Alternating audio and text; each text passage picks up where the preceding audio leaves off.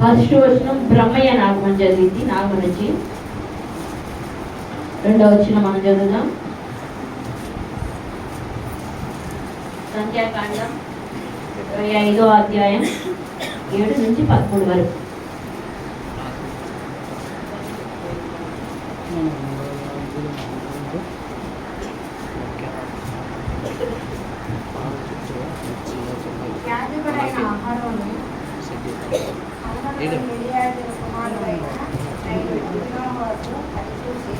సమాజంలోకి లేచి చేత పట్టుకొని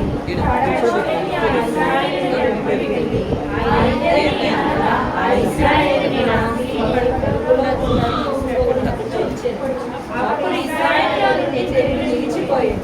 24,000 మంది ఆ తెగులు చేత చనిపోయారు.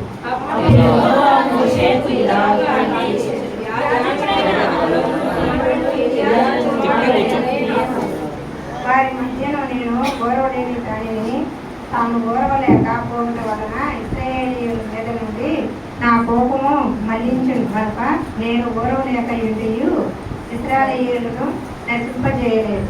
కాబట్టి నీవు అతనితో ఇట్లను, అతనితోనే నేను సమాధానం నిబంధన 13వ వచనం చదువుదాం. అది నిత్యమైన యాజక నిబంధనగా అతనికి అసలు సంతానం కలిగింది. దేవుడి విషయంలో ఆసక్తి గలవాడై ఇశ్రాయేలీయుల నిమిత్తము ప్రాయశ్చిత్తము చేసింది. చదివిన శిష్యుడు వందనాలు. అందరికి వందనాలు అండి. కూర్చుందాం.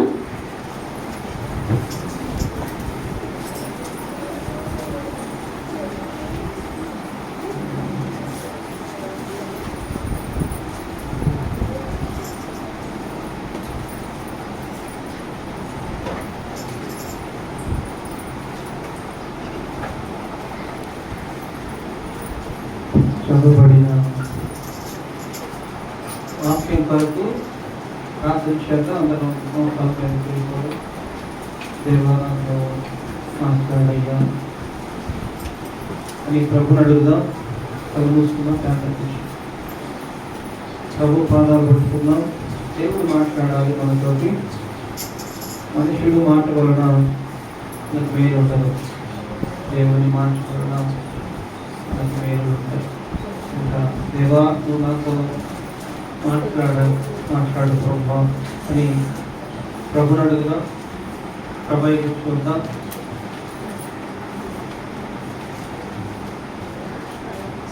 అందరు కళ్ళు మూసుకొని ప్రభుని అడుగుదాం. పరిశుద్ధులు అయిన తండ్రి, మంచి తండ్రి, ఈ ఘనమైన శ్రేష్టమైన నామాన్ని ప్రతిష్ఠిస్తున్నాం. దేవా ఈ వందనాలనైనా వాక్యాన్ని చదువుకున్నాం. మీరు మాకు బోధించండి, మాతో మీరు మాట్లాడండి. హల్పుని దాసుని వాడుకోమని యేసయ్య నామములో అడుగుతున్నాము తండ్రి. ఆమేన్. దేవునికి స్తోత్రం. అందరూ హల్లెలూయా చెప్తామా? దేవుని వాక్యం మీద దృష్టి పెడదాం. బయట పిల్లలు కూర్చున్నట్టున్నారు, లోపలికి పిలవండి. పిల్లలు మీరు దగ్గర కూర్చోబెట్టుకోండి. తిరగకుండా మందిరంలో చక్కగా ఉన్నట్టు వారిని సరి చేయండి. ఈ 25వ అధ్యాయంలో ఇశ్రాయేలు ప్రజలు మోయాబు రాజుతో వ్యభిచారం చేస్తున్నట్టు రాస్తారు. 1వ వచనాన్ని చూస్తే ఇశ్రాయేలీయులు షిత్తీములో దిగి ఉండగా ప్రజలు మోయాబు రాజుతో వ్యభిచారం చేయించారు. ఇశ్రాయేలు ప్రజలు ఎన్నో అద్భుతాలు, ఆశ్చర్య కార్యాలు చూశారు. అవును, ఈనాడు చాలా మంది కూడా కళ్ళారా చూస్తున్నారు. చూసి కూడా దేవుని గొప్పతనాన్ని రుచి చూసి కూడా మరలా పాపం అనే బురదలోనికి వెళ్ళటానికి సిద్ధపడుతూ ఉన్నారండి. వీరు మోయాబీలు ఎవరంటే, నయోమి వెళ్ళింది కదా మోయాబు దేశం. చూస్తున్నారు, నయోమి ఎక్కడికి వెళ్ళింది? మోయాబు దేశం వెళ్ళి భర్తను కుమారులను పోగొట్టుకుంది. ఇప్పుడు వీళ్ళు కూడా చేసిన పాపాన్ని బట్టి దేవుడు కోపరించి తెగులు పంపాడు. తెగులు పంపి వారైనా బాగుపడతామంటే బాగుపడట్లేదు. ఎన్నో అద్భుతాలు చూశారు, వారి కోసం దేవుడు రాజులను గద్దించాడు. వారి కోసం దేవుడు ఎన్నో తెగులు పంపించాడు. ఇశ్రాయేలు ప్రజలను రక్షించాలి, ఎలాగైనా బానిసత్వంలో నుంచి విడిపించాలి. ఈనాడు మనం కూడా రకరకాల బానిసత్వంలో ఉన్నాం, చిక్కుపోయి ఉన్నాం. అవును, చాలా మంది రకరకాల బానిసత్వంలో చిక్కుపోయారు. కొందరు త్రాగుడు అనే బానిసత్వంలో చిక్కుపడ్డారు, కొందరు వ్యభిచారం అనే బానిసత్వంలో చిక్కుపడ్డారు. పట్టబడ్డారు. వాళ్ళకి భార్యలు లేరా ఉన్నారు, వాళ్ళకి భర్తలు లేరా ఉన్నారు, వీరికి భార్యలు లేరా ఉన్నారు.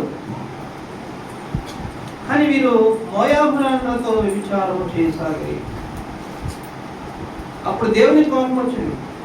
అప్పుడు 4వ వచనం చూడండి, 3వ వచనం, అట్లు ఇశ్రాయేలు బయలుపోయేలతో కలుసుకున్నందున వారి మీద దేవునికి కోపం రగులుకొనెను, యెహోవా కోపము వారి మీద రగులుకొనెను.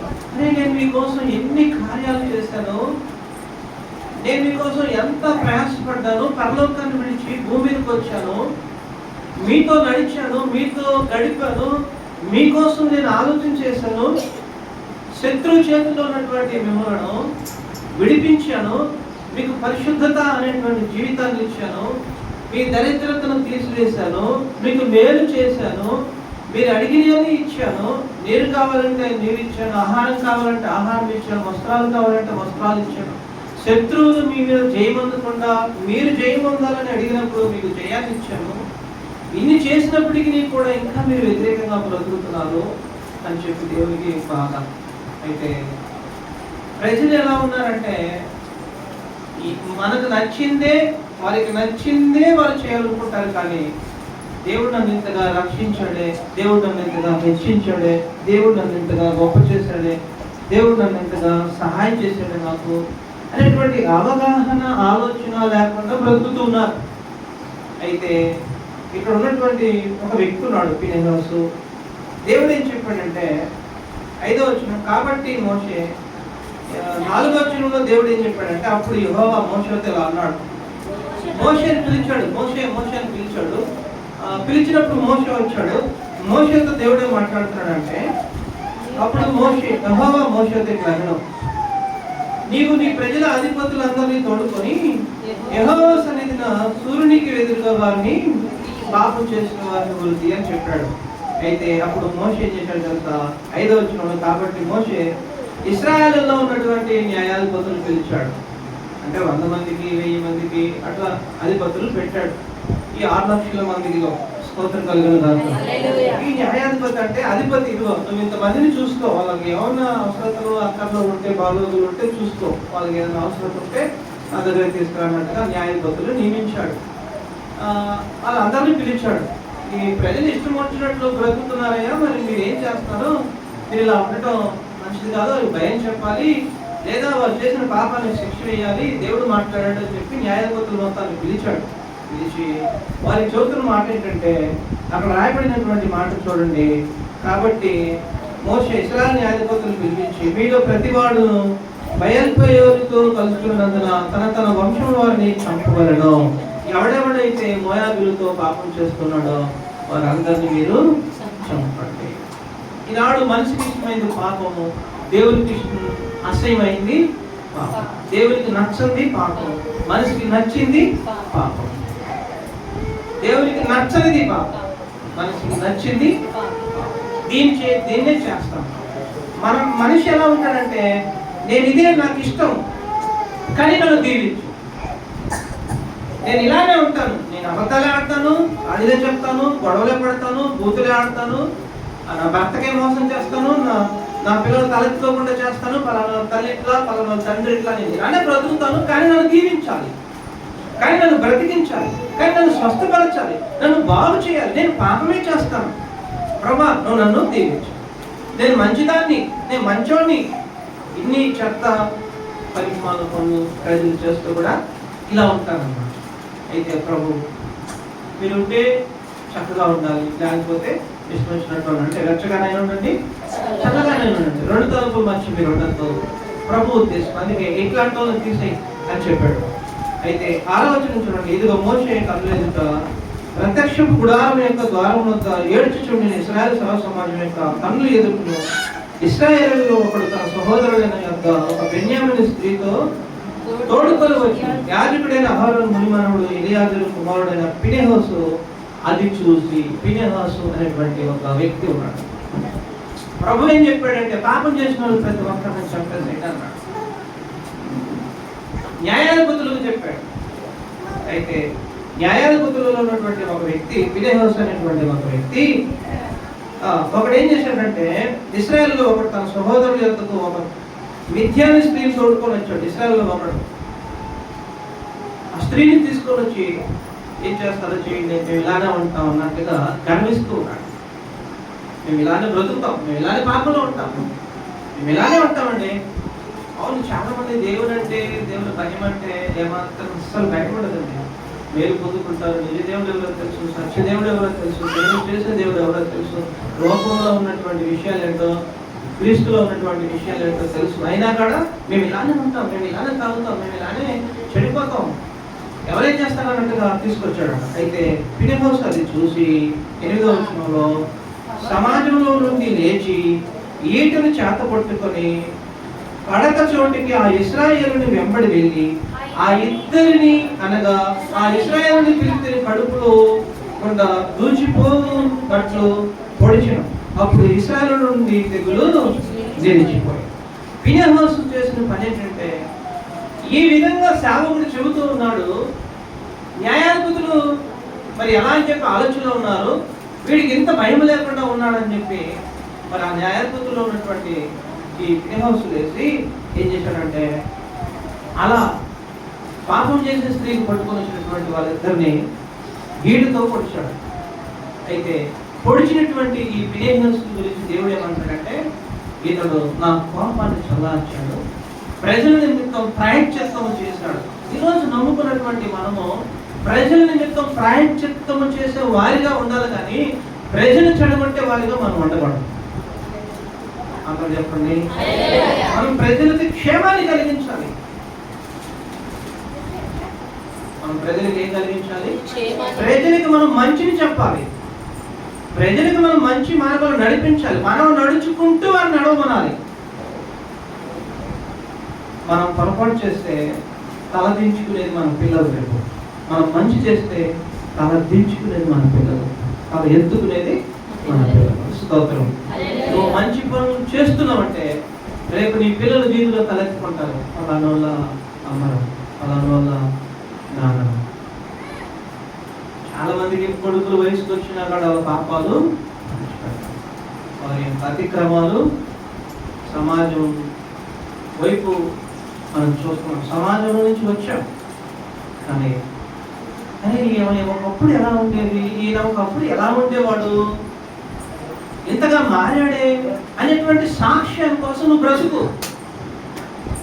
అయితే ఫినెహాసు గురించి ఏం చెప్తున్నాడంటే చూడండి, దేవుడు 12వ వచనం, కాబట్టి నీవు అతనితో 9వ వచనం చూడండి, 24,000 మంది తెగులు పంపించాడు దేవుడు వాళ్ళు చేసే వ్యభిచారాన్ని బట్టి. ఈ లోకంలో వైరస్లు, రకరకాల తెగులు అన్నీ ఎందుకు వస్తున్నాయి తెలుసా? మనుషులకే కాదు, పంటలకు కూడా వస్తున్నాయి. కారణం ఏంటో తెలుసా? మనుషుల యొక్క పాపం. మనుషుల యొక్క పొలం. ఆనాడు ఇశ్రాయేలు ప్రజలను బాధించగా మిడతలు పంపించాడు. పొలం పంటలన్నీ కూడా మిడతలు తినేసాయి. మనకి ఏమి ఎక్కదో మనం చేసిందే చేస్తూ ఉంటాం పాపం. అయినా దేవుడు దీవించాలనే కోరుకుంటాం. ఇది ఎంత గౌరవ అనే ఆలోచన. మన కోపాన్ని విడిచిపెడతాం, పాపాన్ని విడిచిపెడతాం, ద్వేషాన్ని విడిచిపెడతాం, వ్యసనాన్ని విడిచిపెడతాం, అసూయని విడిచిపెడతాం. ఇలానే ఉండాలనుకుంటాం. దేవుడు అయినా దీవించాలని కోరుకుంటాం. దీన్ని ఆలోచన చేయము. ఎందుకు నేను ఇలా బ్రతుకుతున్నాను, ఇలా బ్రతికి నాకు ప్రయోజనం ఏంటా? ఎవరు రక్షించలేకపోయారు నన్ను, దేవుడే రక్షించాడే. దేవుని కోసం నేను బ్రతకాలన్నటువంటి తపన, ఆరాటము లేదు ప్రజలకి. చాలా ఇష్టం వచ్చినట్టు వాళ్ళు బ్రతుకుతూ ఉన్నారు.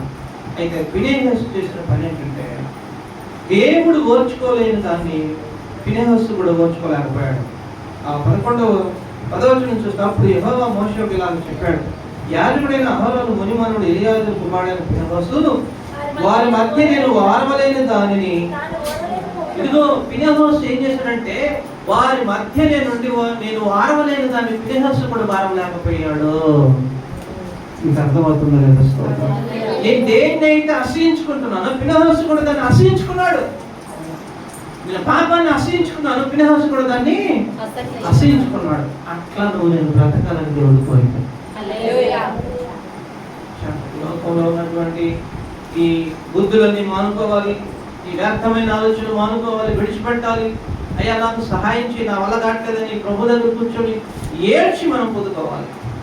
కాకుండా అలానే బ్రతికేస్తున్నాం అనుకోండి, నాకు పలాని బానిసత్వంలో నేను ఉండిపోయాను, పలాని డ్రింకులో నేను ఉండిపోయాను, పలాని బానిసలే ఉన్నాను, దాని నుంచి నేను విడుదల పొందాలి ప్రభు అని నువ్వు ప్రభుని అడిగితే ప్రభు తప్పనిసరి నీకు విడుదలిస్తాడు. ఫినెహాసు దేవుడు ఓర్చుకోలేని దాన్ని తను ఓర్చుకోలేకపోయాడు. నేను అంటాను, దేవుడి పిల్లలమైన మనము దేవుడికి నచ్చింది మనకు నచ్చాలి. స్తోత్రం. దేవుడు దేన్ని అసహించుకుంటాడో దాన్ని మనం అసహించుకునే వారిగా ఉంటాం. దేవుడు ఏ మనిషిని అసహించుకోడు, కానీ పాపాన్ని అసహించుకుంటాడు. ఆయన దగ్గరికి వచ్చిన మనిషి దేవుడు బాగుండాలని కోరుకుంటాడు. ఆయన దగ్గరికి ఎవరు వచ్చినా వారిని ఆశీర్వదించాలని దేవుడు కోరుకుంటాడు. దేవుడికి స్తోత్రం. అయితే ఫినెహాసు గురించి దేవుడు ఒక నిబంధన చేస్తా ఉన్నాడు. 12వ వచనం, కాబట్టి నువ్వు అతను తిప్పలను, అతనితో నేను నా సమాధాన నిబంధన చేయించున్నాను. ఏ నిబంధన చేయబోతున్నాడు? అతనితో నేను సమాధానం ఉంటున్నాను, అతనికి నేను ఒక హామీ ఇస్తున్నాను, నేను అతనితో సమాధానం చేస్తున్నాను, ఒక నిబంధన చేస్తున్నాను. ఏంటంటే అతని పిల్లలు నేను దీవిస్తానని చెబుతున్నాను. చూడండి 13వ వచనం, అది నిత్యమైన యాజక నిబంధనగా అతనికి అతని సంతానములకు కలిగి ఉండును. ఎలైనగా అతడు తన దేవుని విషయమందు ఆసక్తి గలవాడు. స్తోత్రం. ఎవరు? ఫినెహాసు దేవుని యందు ఆసక్తి గలవాడు. నేను అంటాను, దేవుని యందు ఆసక్తి గలవాడని పేరు పొందాడు. దేవునికి నచ్చిన పని చేసి, దేవునికి నచ్చిన కార్యాలు చేసి, అతను చేసిన పని ఏంటంటే ఈట పట్టుకున్నాడు, పాపాన్ని చంపాడు. ఈట పట్టుకున్నాడు, సాతాన్ని చంపాడు. ఈట పట్టుకున్నాడు, సాతాన్ని కలిగి కొట్టాడు. నేను అంటాను, ఈరోజు నువ్వు నేను కూడా ఈటను పట్టుకోవాలి. ప్రార్థన అనేటువంటి ఈటను పట్టుకోవాలి. స్తోత్రం. వాక్యం అనే ఈటను పట్టుకొని ప్రజలు చెడగొడుతున్నటువంటి సైతాన్ని కలిగి కొట్టాలి. ప్రజలు నాశనం చేస్తున్నటువంటి సైతాన్ని ఓడించాలి, దానితో యుద్ధం చేయాలి. ఇక్కడ అంటాడు చూడండి, అతడు తన దేవుని విషయం ఆసక్తి గలవాడై ఉండను, ఇశ్రాయేలు నిమిత్తం ప్రాయశ్చిత్తము. ఈ రోజు మనము ఒక్కరు వస్తున్నాం, చాలా మందిలో కొంతమంది కుటుంబాలు వస్తున్నారు. మరి వస్తున్న నీవు నీ కుటుంబం కోసం ప్రాయశ్చిత్తం చేసేదానిగా చేసేవాడికి ఉంటారు. అయ్యా నా పిల్లలు, నా భర్త, లేదా భర్త వస్తే అయ్యా నా భార్య, నా పిల్లలనైనా ఆ పాపంలో నుంచి బయటికి రావాలి, ఆ బానిసత్వంలో నుంచి బయటికి రావాలి, లోకాశలో నుంచి బయటికి రావాలి, దరిద్రతలో నుంచి బయటికి రావాలి, అప్పులో నుంచి బయటికి రావాలి అనే ఆసక్తి నీకు దేవుని మీద ఉండి దేవుణ్ణి అడిగినప్పుడు వారందరినీ రక్షిస్తాడు. మనం చాలా మంది వస్తున్నాం, కానీ దేవుని పట్ల ఆసక్తి లేదు. ఆసక్తి ఉంటే ఎక్కడ ఉంటాం? దేవుని దగ్గర ఉంటాం, దేవునికి దగ్గరగా ఉంటాం. ఆ పని ఉంది, ఈ పని ఉందని వెళ్ళిపోం. దేవుని పట్ల ఆసక్తి ఉన్న మనుషులు, ఆసక్తి ఉన్న మనిషి దేవుడు ఏమి చేయమంటాడో దాన్ని చేయడానికి రెడీగా ఉంటారు. వెళ్ళిపోరు, విడిచిపెట్టి తిరగరు ఎక్కడ పడితే అక్కడ. ఇప్పుడు నేను ప్రార్థిస్తుంది ఏంటంటే, ప్రభా మొదట్లో దరిద్రంగా ఉన్నటువంటి వాళ్ళు దీవించని ప్రార్థించాను, దీవించాడు. ఇప్పుడు ఏమని ప్రార్థించాల్సి వస్తుందంటే, అయ్యా దీవెనొద్దు, వారు ఆత్మీయంగా ఎదిగే దీవెని అని ప్రార్థించాల్సి వస్తుంది. స్తోత్రం. ఎవరైనా వచ్చి మమ్మల్ని దీవించని ప్రార్థన చేస్తే ఓకే మీరు పోవడానికి అట కాదు అనుకున్న ప్రభా ఆత్మీయంగా దీవించాయని ప్రార్థన చేస్తాం. స్తోత్రం. ఎందుకు? ఇలా డబ్బు ఎక్కువై, పొగలు ఎక్కువై, గర్వం ఎక్కువైపోతా ఉంది. అందుకే ఏం మందిరాలు విడిచిపెట్టి లోపంలో విక్షణుడిగా తిరుగుతూ ఉన్నారు, ఇష్టం వచ్చినట్టు తిరుగుతున్నారు, భయము భక్తి లేకుండా. అయితే అదంతా క్షేమమేమి కాదు. ఏదో ఒక రోజు తలపట్టుకొని ఏడ్చేటువంటి పరిస్థితి వస్తుంది. కావాలని కోరుకోవట్ల, నీ అంతటా నువ్వు తెచ్చుకుంటున్నావు దేవునికి దూరంగా ఉంటాయి. మరలా సమస్యను, మరలా ఇబ్బందిని. మన దైవ సేవకులు నరేంద్ర గారు ఒక మాట చెప్పారు. ఎంతమంది మీరు ఉన్నారు? ఆ దెయ్యమంట వెళ్ళిపోయి 7 తెచ్చిందట. ఎంతమందిని? 8 మంది అయ్యారు. నేను అంటాను, నీకున్న రోగం పోయి 8 రోగాలు తెచ్చుకోవాలి, 7 రోగాలు తెచ్చుకోవాలి. అంటే ఈసారి కష్టం అవుతాను. ఆల్రెడీ కొంతమంది అనుభవిస్తున్నారు. ఎందుకంటే దేవుడు విడిచిపెట్టి తిరిగి అంటే దేవుడు ఏం పెట్టడండి, ఆయన దగ్గరికి వస్తేనేమో ఆశీర్వదిస్తాడు, వెళ్ళిపోతా నా ఇష్టం అంటేనేమో సైతాన్ చేత నువ్వు తరించుకోవటం, దరిద్రాన్ని తెచ్చుకోవటం. అయితే మనకు ఉండాల్సిన ఆసక్తి ఏంటంటే దేవుని పట్ల ఆసక్తి ఉండాలి. స్తోత్రం. ఎవరి పట్ల ఆసక్తి ఉండాలి? దేవుని పట్ల ఆసక్తి. అక్కడ ఉన్నమాట ఏంటంటే అతడు తన దేవుని విషయమందు అంటాను, మనం దేవుని విషయమందు ఆసక్తి కలిగి ఉన్నామా? మనము దేవుని విషయమందు ఆసక్తి ఉందా? మనకి దేని మీద ఆసక్తి? దేవుని విషయం మీద ఆసక్తి ఉన్న మనిషి ఎలా ఉంటారు చూద్దాం, ముందుకెళ్తాం. చూడండి, కొంతమందికి ఆసక్తిగా ఉన్నట్టే ఏర్పడతారు. ఎలా ఉంటారు? రోమపత్రిక 10:2 10:2 వారు దేవుని యందు ఆసక్తి గలవారే వారిని గూర్చి చెప్తున్నాను. వారి ఆసక్తి జ్ఞానానుసారమైనది కాదు. చూడండి, ఆసక్తి ఉంది కొంతమందికి. ఏంటంట? కొంతమందికి ఆసక్తి ఉంది, కానీ అది జ్ఞానానుసారమైనది కాదు. అంటే అది ఉపయోగపడేటువంటి ఆసక్తి. కొంతమందికి పాటలు పాడాలని ఆసక్తి మంచిదే, ప్రార్థన చేయాలని ఆసక్తి మంచిదే, నన్ను పిలవలేదు మంచిదే, మరి నన్ను ప్రార్థన చేయమని లేదు ఆసక్తి మంచిదే, నా గురించి చెప్పలేదు మంచిదే. ఆసక్తి ఉండటం చెడ్డది కాదు. నువ్వు చెయ్యాలని ఆసక్తి నీకు ఉంది, చెయ్యటానికి అర్హత కలిగి ఉన్నావా? నన్ను పిలవాలి అని ఆసక్తి ఉంది, మంచిదే. ఆ పిలుపుకి తగినటువంటి కీర్తి నీలో, లక్షణాలు ఉన్నాయా? నన్ను దీవించాలి ఆసక్తి ఉంది, దీవించాలని ఆసక్తి దేవునికి కూడా ఉంది, కానీ దీవిని పొందదగినటువంటి మార్పులు ఉన్నాయా?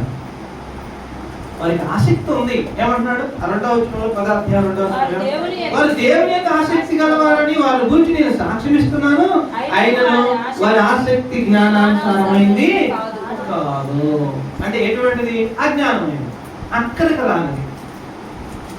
అంటే మనం ప్రజల దృష్టిలో అగపడాలనుకుంటాం, కానీ దేవుని దృష్టిలో అగపడాలని మాత్రం అసలు అనుకో. అప్పుడప్పుడు వచ్చిపోతున్నాం నువ్వు దానికి, అది ఆసక్తే? ఇప్పుడు బాధ వచ్చినప్పుడు ప్రార్థన చేస్తున్నాం, అది ఆసక్తే? అందుకంటాడు వారి ఆసక్తి జ్ఞానానుసారమైంది. చూడండి, మన దేవుని విషయంలో ఆసక్తిగా ఎలా ఉండాలి? ఏటలో ఆసక్తి కలిగి ఉండాలి? ఏ విషయంలో మనం ఆసక్తి కలిగి ఉండాలి? ఈ లోకంలో దేవుని పిల్లలుగా ఎలా ఉంటే మనకు దేవుని వస్తుంది? ఒకసారి మనం వాక్యంలోకి చూద్దాం. కీర్తన గ్రంథము 69:9. కీర్తన గ్రంథం 69:9. 69 నీ ఇంటిని గూర్చిన ఆసక్తి నన్ను భక్షించి ఉన్నది. నిన్ను నిందించిన వారి స్తోత్రం. చెప్తాం అందరం. ఏంటంట? దేని గురించి ఆసక్తి అంట? దావీదుకు ఉన్న ఆసక్తి ఏంటంట? దేవుని పిల్లలుగా మనకి ఏ ఆసక్తి ఉండాలి? దేవుని విషయంలో ఆసక్తి ఉండాలి. రెండవది దేవుని యొక్క ఏంటంట? మందిరమును గురించిన ఆసక్తి. దేని గురించి? దేవుని యొక్క ఉందా లేదా? అక్కడ నేనేమన్నా సొంతం చెప్తున్నానా? నీ ఇంటిని గురించిన ఆసక్తి కట్టుకోవాలి, స్థలం చూడాలి, ఆసక్తి. ఆయన చెబుతున్న మాట నేను చెబుతున్నా. 135 కీర్తనలు అంటాడు, నేను దేవునికి స్థలం చూసే వరకు, మందిరం కట్టే వరకు నేను మంచం ఎక్కను, నేను నీళ్లు తాగను, నేను నిద్రపోను అని అంటాడు. అక్కడ నా వాసన నా నివాస స్థలమైన గుడారంలో ఇంటిలోకి నేను వెళ్ళను, నేను పరుండను, నేను ఆహారం తినను. ఏంటైనా ఆసక్తి? నేను అంటాను, దేవుని పిల్లలుగా మనకి ఆసక్తి ఉండాలి, దేవుని విషయాలు ఎంత ఆసక్తి ఉండాలి. ఈ లోకంలో అన్నిటి మీద ఆసక్తి కలిగి ప్రయాసపడి పరిగెత్తి పరిగెత్తి పరిగెత్తి కష్టపడి కష్టపడి దేవునికి దూరంగా ఉండి నమ్ముకున్నానని చెప్పి అబద్ధ సాక్ష్యాలు చెప్పుకుంటూ మనము దేవుని విడిచిపెట్టి తిరుగుతూ లాస్ట్కి మంచాన పడిన తర్వాత ఎవరు పిలిచినా పలకరు. దేవుడా నువ్వన్నా సహాయం చేయి, ఎవరన్నా పంపియ్య అంట. అప్పుడు ప్రభు అంటాడు, నీ యవన కాలం అంతా నా కొరకు బ్రతక, ఇప్పుడు నీకు అవసరం వచ్చిన తర్వాత నన్ను పిలుస్తున్నావు అంటాడు. అందుకే మనకు మొదట్లో ఉన్న ఆసక్తి తగ్గకూడదు. మొదట మీకు ఉన్నటువంటి ఆసక్తిని తగ్గకుండా చూసుకోండి అంటాడు. స్తోత్రం కలిగింది. మొదట మీకు ప్రేమను తగ్గకుండా చూసుకోండి.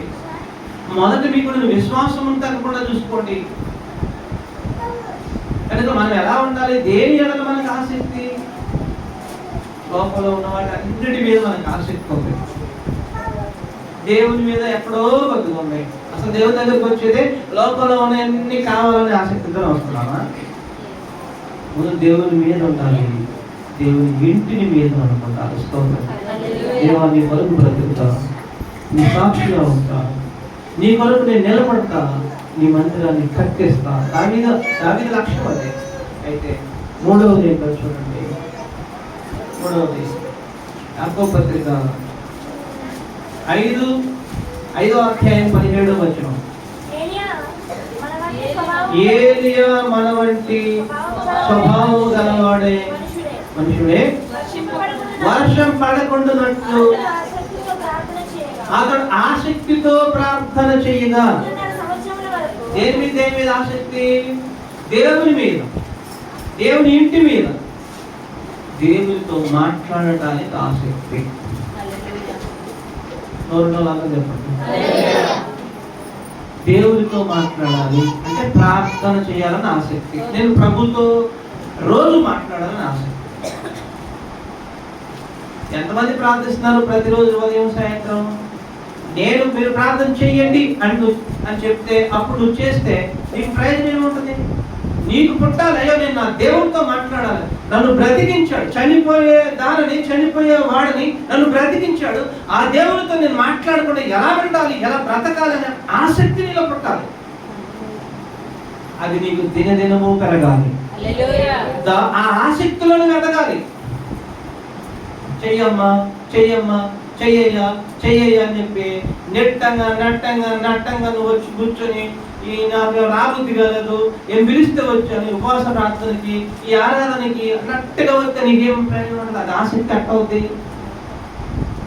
నేను నాటికి దేవుని తెలుసుకున్నాను. చావు బ్రతుకులు, మరణములు, ఇబ్బందులు, అప్పులు, సమస్యలు, వీటన్నింటిలో నుంచి దేవుడు నన్ను విడిపించాడు. అయ్యో నా దేవుడికి నేను ప్రార్థన చేయకుండా ఎలా బ్రతకగలను అనేటువంటి తృష్ణతో నువ్వు నేను ప్రార్థన చేయాలి. ఆ ఆసక్తితో ప్రభుత్వం మాట్లాడాలి. స్తోత్రం. మిగతా వాటి మీద ఉన్న వాటి అన్నిటికంటే కూడా మనల్ని బాగు చేసి, బ్రతికించి, నడిపించి, పోషించి, రక్షించి, కృప చూపి మనల్ని నడిపిస్తున్నటువంటి దేవుని మీద మనకు ఆసక్తి ఉండాలి. కాబట్టి దేవుని మీద ఆసక్తి, దేవుని విషయాల మీద ఆసక్తి, దేవుని ఇంటి మీద ఆసక్తి. 2, 3 ప్రార్థన, దేవునితో మాట్లాడాలి. ఏంటంట మనము ఆ మనిషితో మాట్లాడదాం మంచిదే, ఈ మనిషితో మాట్లాడదాం మంచిది అనుకుందాం. మరి దేవునితో మాట్లాడవా? నువ్వు దేవునితో మాట్లాడు. నువ్వు దేవునికి ప్రార్థన చేసే వ్యక్తి అయితే, నువ్వు గిన్నె ప్రార్థన చేయగలిగితే, నువ్వు ఎవరితో మాట్లాడాలనుకుంటావో ప్రార్థన చేసిన వెంటనే ఆ మనిషి వెళ్ళి మాట్లాడతావు. ఎందుకని? అదే దేవుడిచ్చే అద్భుతమైన మార్పు. 4వది, 3వ దాంట్లోనే ఆసక్తి ఇంకొక మాట ఉంది చూడండి. 12:5 అపోస్తుల కార్యాలు. వారికున్న ఆసక్తి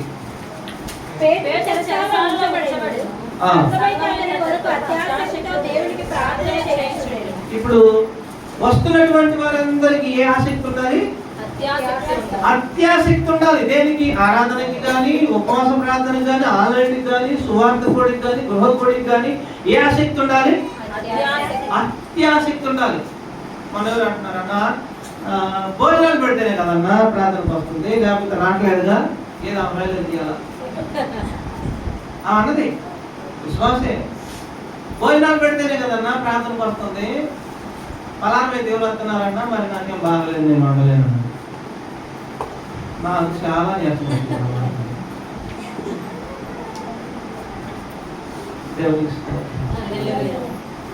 అంటే భోజనాలు పెడితేనే మనకు ఆసక్తి పెరిగిద్దా? లేదా? తిండి పిచ్చి చచ్చిపోను కదా. చెప్పరు చూడు, తిండి పిచ్చోళ్ళు చెప్పట్లా అదే కదా. ఆమె చెప్పట్లా తిండి పిచ్చోళ్ళు.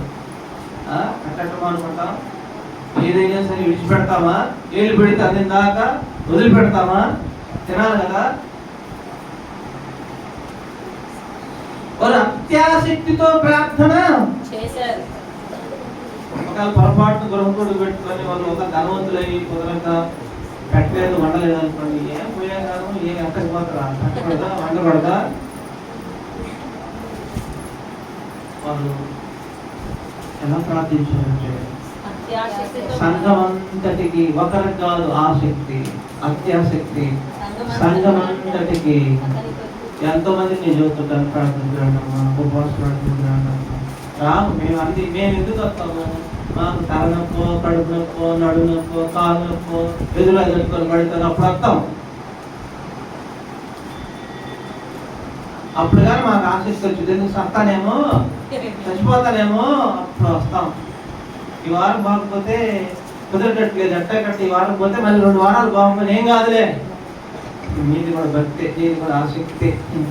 ఈ ఆసక్తి పోడు కాదు, అది భక్తికి సంబంధించిన ఆసక్తి కాదు. ఆసక్తి ఉన్న వ్యక్తి దేవునికి ఎప్పుడు దగ్గరగా ఉంటాడు. ఆసక్తిగా ఉన్న వ్యక్తులు వాళ్ళిద్దరు ఎప్పుడు కలుసుకుంటారు. ఇప్పుడు దేవుని విషయంలో ఆసక్తి ఉంటే ఈట చేత పట్టుకోవడానికి ఇష్టపడతావు, వాక్యం అనే ఈట పట్టుకోవడానికి ఇష్టపడతావు. ప్రార్థన అనే ఈటతో ఏం చేస్తాం? యుద్ధం చేస్తాం. ప్రార్థన అనేటువంటి ఈటను నువ్వు పట్టుకోవాలి, ఆ ప్రార్థనతో సైతాన్ని ఎదుర్కోవాలి. 4వది చూడండి, అపోస్తుల కార్యాలు 17వ అధ్యాయము 10వ వచనాన్ని చదువుతారా? అక్కడ చదవండి. వెంటనే సహోదరులు రాత్రి వేళ పౌలును సీలను బెరయాకు పంపించిరి. వారు వచ్చి సమాజ మందిరంలో ప్రవేశించిరి. వీరు తెస్సలోనికలో ఉన్న వారి కంటే కరులై ఉండేవి కనుక ఆసక్తితో వాక్యమును అంగీకరించి పౌలును శీలయును చెప్పిన సంగతులు అలాగున్నవో లేవో అని ప్రతి దినమున లేఖనమును పరిశోధించుచూ వచ్చింది. స్తోత్రం చెప్తామా? చూడండి, అక్కడ ఉన్నటువంటి మాట ఏంటంటే, పౌలు శీల బెరయాకి వెళ్ళారట. ఆ బెరయలో ఉన్నటువంటి సంఘస్థులట వాక్యమును ఆసక్తితో వింటున్నారట. ఎలాగా? ఇప్పుడు మన వాక్యం ఎలా వినాలి?